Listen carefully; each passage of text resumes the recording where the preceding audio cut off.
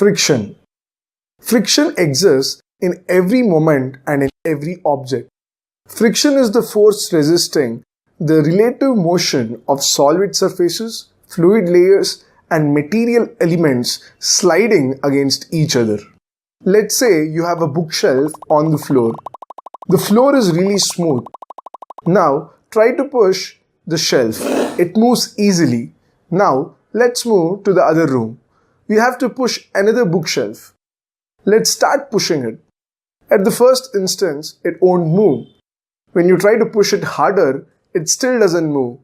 And finally, you manage to push it and move to some other position. The force which resisted your push and kept the bookshelf in place is the friction. To understand this, we need to look at the bottom surface of the shelf.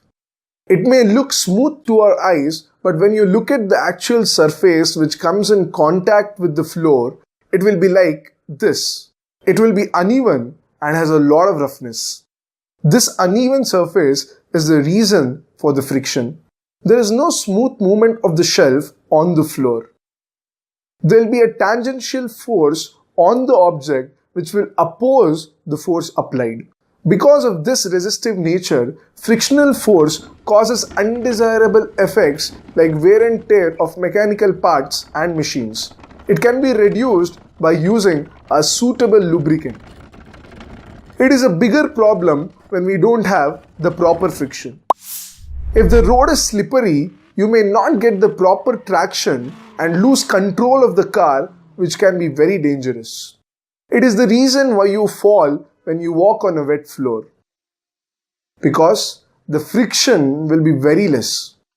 So this is it about the introduction to friction. In this module, we learn about different aspects of friction.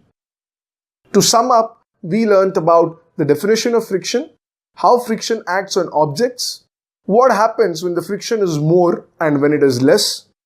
In the next video, we will be looking at concept of limiting friction. Thank you.